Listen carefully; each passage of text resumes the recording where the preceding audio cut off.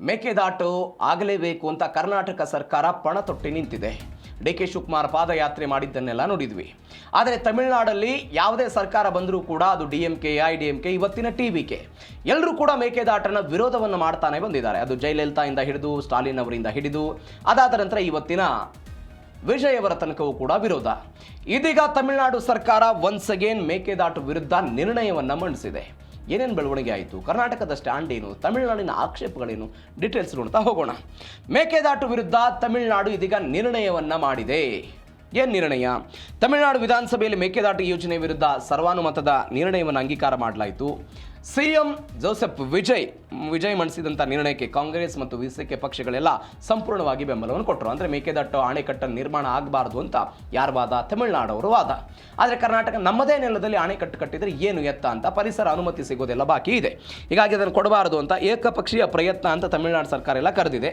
ಕಾವೇರಿ ನೀರಿನ ಮೇಲೆ ಮೇಕೆದಾಟು ಯೋಜನೆ ತಮಿಳುನಾಡಿನ ಹಕ್ಕುಗಳಿಗೆ ವಿರುದ್ಧ ಅಂತೆಲ್ಲ ಅವರು ಹೇಳಿದರು. ಏನೇನು ಬೆಳವಣಿಗೆ ಆಯ್ತು ನೋಡಿ. ಅವರು ಉಲ್ಲೇಖ ಮಾಡಿರುವಂಥ ಅಂಶಗಳು ಏನಂದರೆ, ಕೇಂದ್ರ ಸರ್ಕಾರಕ್ಕೆ ಒತ್ತಾಯ ಮಾಡಿದರು. ಮೇಕೆದಾಟು ಸಮತೋಲಿತ ಜಲಾಶಯ ಯೋಜನೆಗೆ ಕೇಂದ್ರ ಸರ್ಕಾರ ಯಾವುದೇ ಕಾರಣಕ್ಕೂ ತಾಂತ್ರಿಕ ಮತ್ತು ಪರಿಸರ ಇಲಾಖೆಯ ಅನುಮೋದನೆಗಳನ್ನು ಕೊಡಬಾರದು ಅಂತ ನಿರ್ಣಯದಲ್ಲಿ ಅಂಗೀಕರಿಸಲಾಗಿದೆ. ಮತ್ತೊಂದು ಕಡೆ DPR ತಿರಸ್ಕಾರಕ್ಕೆ ಆಗ್ರಹ ಮಾಡಿದ್ದಾರೆ. ಕರ್ನಾಟಕ ಸರ್ಕಾರ ಕೇಂದ್ರ ಜಲ ಆಯೋಗಕ್ಕೆ ಸಲ್ಲಿಸಿರುವಂತಹ ಹೊಸ ವಿಸ್ತೃತ ಯೋಜನೆಯನ್ನು ಪರಿಶೀಲನೆ ಮಾಡದೆ ನೇರವಾಗಿ ತಿರಸ್ಕಾರ ಮಾಡಬೇಕು ಅಂತ ಪ್ರಧಾನಿ ನರೇಂದ್ರ ಮೋದಿ ಅವರಿಗೆ ಪತ್ರ ಬರೆದು. ಮತ್ತೊಂದು ಕಡೆ ಹೇಳ್ತಿದ್ದಾರೆ ನ್ಯಾಯಾಲಯದ ಉಲ್ಲಂಘನೆ ಅಂತ.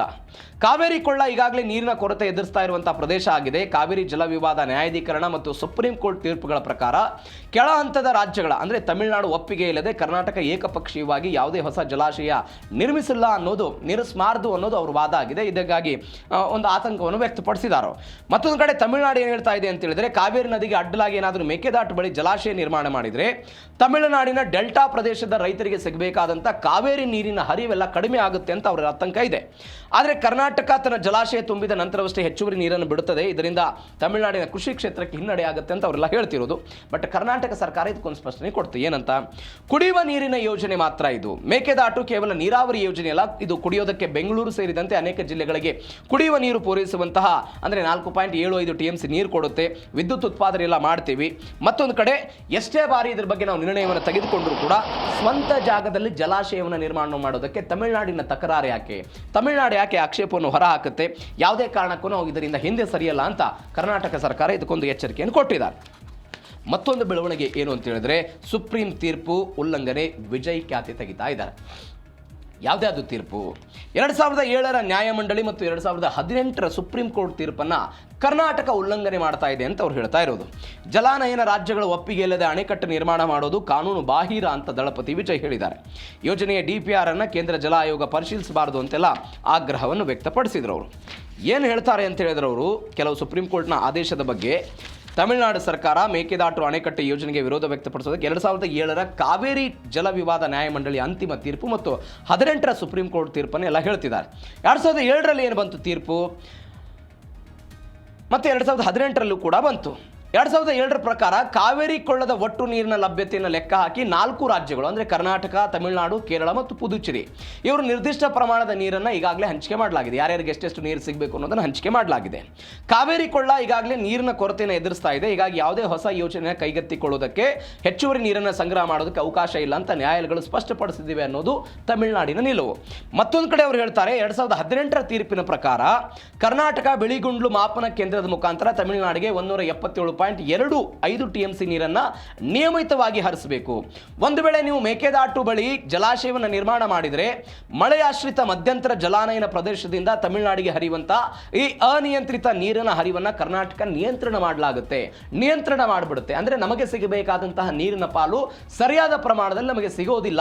ಈ ಕಾರಣಕ್ಕಾಗಿ ಯಾವುದೇ ಕಾರಣಕ್ಕೂ ಬೇಡ, ಇದು ನೇರವಾಗಿ ಕೋರ್ಟ್ನ ಆದೇಶದ ಉಲ್ಲಂಘನೆ ಆಗುತ್ತೆ ಅಂತ ಅವರೆಲ್ಲ ಹೇಳ್ತಾ ಇದ್ದಾರೆ. ಮತ್ತೊಂದು ಕಡೆ ಕರ್ನಾಟಕ ಇದಕ್ಕೂ ಕೂಡ ಸಮರ್ಥನೆ ಕೊಡ್ತು. 2007ರ ನ್ಯಾಯಮಂಡಳಿಯ ಅಂತಿಮ ಆದೇಶ ಅಥವಾ 18ರ ಸುಪ್ರೀಂ ಕೋರ್ಟ್ ತೀರ್ಪಿನಲ್ಲಿ ಮೇಕೆದಾಟು ಯೋಜನೆಯನ್ನು ನಿರ್ಬಂಧಿಸುವಂತಹ ಯಾವುದೇ ಆದೇಶಗಳು ಬಂದಿಲ್ಲ ಅಂತ ಯಾರು ಹೇಳ್ತಾ ಇದ್ದಾರೆ? ಕರ್ನಾಟಕ ಸರ್ಕಾರದವರು ಹೇಳ್ತಾ ಇದ್ದಾರೆ. ಮತ್ತೊಂದು ಬೆಳವಣಿಗೆ ಏನು ಅಂತ ಹೇಳಿದ್ರೆ, ಬೆಂಗಳೂರಿಗೆ ಕಾವೇರಿಯೇ ಗತಿ ಅಂತ ಡಿ.ಕೆ. ಶಿವಕುಮಾರ್ ತಿರುಗೇಟು ಕೊಟ್ಟಿದ್ದಾರೆ. ಸಹಜವಾಗಿ ಬೆಂಗಳೂರು ಸುತ್ತಮುತ್ತಲಿನ ಜಿಲ್ಲೆಗಳು ಎಲ್ಲರೂ ಕೂಡ ಕಾವೇರಿ ಮೇಲೆ ಡಿಪೆಂಡೆನ್ಸಿ ಆಗಿರೋದು. ಕಾವೇರಿ ನೀರಿಗಾಗಿ ನಾವು ಹೋರಾಟ ಮಾಡ್ತಾ ಇದ್ದೀವಿ. ಅದು ಮಂಡ್ಯ ಭಾಗದ ರೈತರಿಗೆ ಕಾವೇರಿ ನೀರು ಬೇಕು, ಬೆಂಗಳೂರಿಗೆ ಕುಡಿಯೋದಕ್ಕೆ ಕಾವೇರಿ ನೀರು ಬೇಕು. ತಮಿಳುನಾಡು ಸರ್ಕಾರದ ವಿರುದ್ಧ ಡಿ ಕೆ ಶಿವಕುಮಾರ್ ಎಲ್ಲ ಖಡಕ್ ರಿಯಾಕ್ಷನ್ ಕೊಟ್ಟರು. ಮೇಕೆದಾಟು ಕರ್ನಾಟಕಕ್ಕಿಂತ ತಮಿಳುನಾಡಿಗೆ ಹೆಚ್ಚು ಪ್ರಯೋಜನ ಆಗುತ್ತೆ, ಬೆಂಗಳೂರಿನ ಕುಡಿಯುವ ನೀರಿಗಾಗಿ ಮೇಕೆದಾಟು ಬಿಟ್ಟರೆ ಬೇರೆ ಯಾವ ಆಯ್ಕೆ ಇಲ್ಲ ಅಂತೆಲ್ಲ ಹೇಳಿದರು ಅವರು. ಈ ಯೋಜನೆಯಿಂದ ಒಂದೇ ಒಂದು ಬಕೆಟ್ ನೀರನ್ನು ಕೃಷಿಗೆ ಬಳಸೋದಿಲ್ಲ ಅಂತೆಲ್ಲ ಪ್ರತಿಜ್ಞೆ ಅವರು ಹೇಳ್ತಾ ಇದ್ದಾರೆ. ಕೇವಲ ವಿದ್ಯುತ್ ಉತ್ಪಾದನೆ ಮತ್ತು ಕುಡಿಯುವ ನೀರಿಗಾಗಿ ಮಾತ್ರ ಅಂತ. 400 ಮೆಗಾ ವಿದ್ಯುತ್ ಉತ್ಪಾದನೆ ಮತ್ತು ಕುಡಿಯುವ ನೀರು ಪೂರೈಕೆಯೇ ನಮ್ಮ ಯೋಜನೆಯ ಗುರಿ ಅಂತ ಯಾರು ಹೇಳ್ತಾ ಇರೋದು?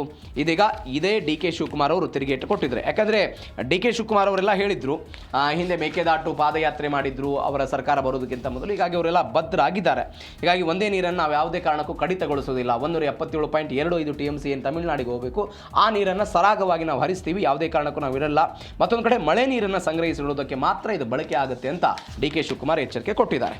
ಮತ್ತೊಂದು ವಿಚಾರ ಏನು ಅಂತ ಹೇಳಿದರೆ, ಮಾತುಕತೆಗೆ ಸಿದ್ಧ, ರಾಜತಾಂತ್ರಿಕ ಸಂಘರ್ಷ ಶುರುವಾಗಿದೆ. ನಾನು ಅವಾಗಲೇ ಹೇಳಿದೆ, ಯಾವುದೇ ಮುಖ್ಯಮಂತ್ರಿ ತಮಿಳುನಾಡಲ್ಲಿ ಅಧಿಕಾರಕ್ಕೆ ಬಂದರೂ ಈ ಸಂಘರ್ಷ ಇದ್ದೇ ಇರುತ್ತೆ. ಅದು ಯಾರ ಜೊತೆಗೆ ಮೈತ್ರಿ ಇದ್ದಾಗಲೂ ಕೂಡ. ಇದೀಗ ಟಿವಿಕೆ ಕಾಂಗ್ರೆಸ್ ಜೊತೆಗೆ ಮೈತ್ರಿ ಇದೆ, ಇಲ್ಲಿ ಕಾಂಗ್ರೆಸ್ ಅಧಿಕಾರ ಇದೆ. ಹೀಗಾಗಿ ಮಾತುಕತೆ ಅಂತೆಲ್ಲ ಹೇಳ್ತಾ ಇದ್ದಾರೆ. ತಮಿಳುನಾಡು ಮುಖ್ಯಮಂತ್ರಿ ವಿಜಯ್ ಜೊತೆಗೆ ನಾನೆಲ್ಲ ಮಾತುಕತೆಯನ್ನು ನಡೆಸ್ತೀನಿ ಅಂತ ಡಿ ಕೆ ಶಿವಕುಮಾರ್ ಹೇಳಿದರು. ತಮಿಳುನಾಡಿನ ಪಾಲಿನ 177 TMC ನೀರನ್ನು ಬಿಡೋದಕ್ಕೆ ಕರ್ನಾಟಕ ಸದಾ ಸಿದ್ಧವಾಗಿದೆ. ಪ್ರತಿ ವರ್ಷ ಸಮುದ್ರಕ್ಕೆ ಸೇರುತ್ತಿರುವಂಥ 100 TMCನ ಸಂಗ್ರಹ ಮಾಡೋದು, ಅಂದರೆ ಮಳೆ ನೀರನ್ನು ಸಂಗ್ರಹ ಮಾಡ್ತೀವಿ. ಆ ಮಳೆ ನೀರನ್ನು ಸಂಗ್ರಹ ಮಾಡೋದು ಮಾತ್ರ ನಮ್ಮ ಕೆಲಸ. ಅವ್ರಿಗೆ ಬೇಕಾದಂತಹ ನೀರನ್ನು ನಾವೆಲ್ಲ ಕೊಡ್ತೀವಿ ಅಂತ. ರಾಜಕೀಯ ಅಜೆಂಡಾ ಬಿಟ್ಟೆಲ್ಲ ಸಹಕಾರ ಕೊಡಬೇಕು ಅಂತ ಕರ್ನಾಟಕ ಮನವಿ ಮಾಡಿದೆ. ಮೇಕೆದಾಟು ಯೋಜನೆ ಜಾರಿಗೆ ತಂದೇ ತರ್ತೀವಿ ಅಂತ ರಾಜ್ಯ ಸರ್ಕಾರ ಇದೀಗ ಪಟ್ಟು ಹಿಡಿದು ಕೂತಿದೆ. ಹೀಗಾಗಿ ಏನು ಮಾತುಕತೆಗಳಾಗುತ್ತೆ, ಏನು ಕಾದು ನೋಡೋಣ.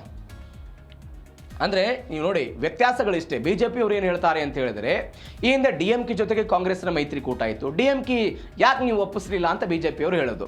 ಇದೀಗ DMKಯಿಂದ ಹೊರಗೆ ಬಂದಿದ್ದಾರೆ, TVK ಜೊತೆಗೆ ಮೈತ್ರಿ ಇದೆ, ಕಾಂಗ್ರೆಸ್ ಮೈತ್ರಿಕೂಟ ಇದೆ, ಇಲ್ಲಿ ಕಾಂಗ್ರೆಸ್ ಅಧಿಕಾರದಲ್ಲಿದೆ. ಇದೇ ಕಾಂಗ್ರೆಸ್ ಪ್ರತಿಭಟನೆ ಮಾಡಿತ್ತು, ಮೇಕೆದಾಟು ಪಾದಯಾತ್ರೆಯನ್ನು ಮಾಡಿತ್ತು.